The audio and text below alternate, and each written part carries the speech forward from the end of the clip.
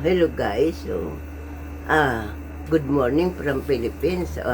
Ophelia Vlog 2.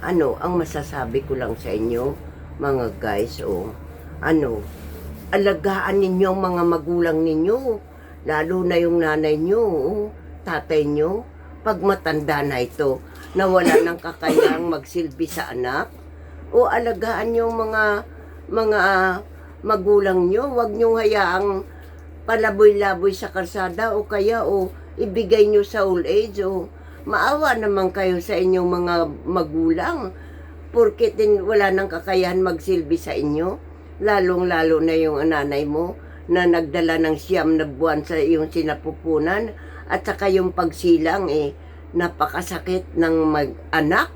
Nako, mahirap nakataya ang buhay sa pagpanganak ng isang magulang. Oo.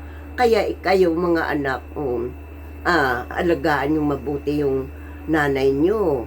At saka pagka aalagaan kayo, damitan, dumating kayo sa mundong ito walang damit. Dadamitan kayo, ay gagatasin, ganyan.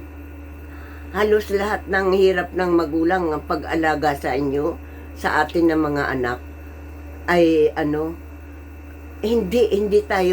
hindi tayo makabayad sa magulang natin. Kaya kayo nga mga anak, kung hanggang kaya nyo lang, huwag nyo nang ibigay sa old age yung mga nanay nyo, saka mga tatay nyo, o kaya hayaan na lang palaboy-laboy sa kalsada.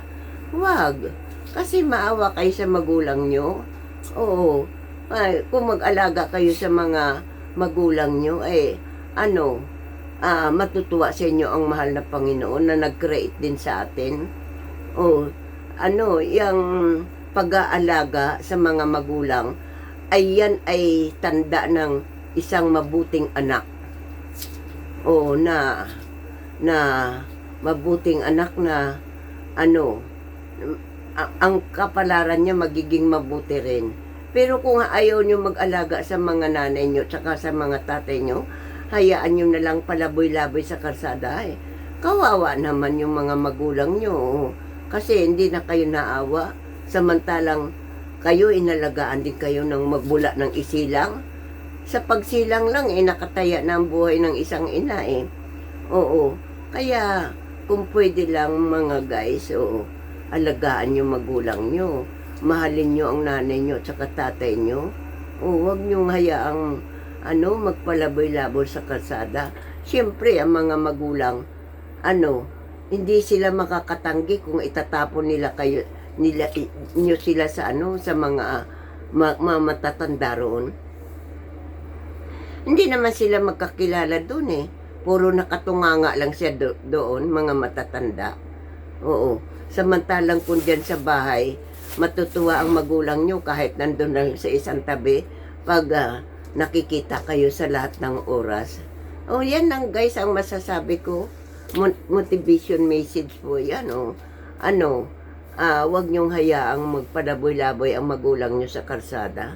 Oo, magulang niyo, nanay niyo, lalo na yung nanay, yung tatay, palaboy-laboy sa kalsada.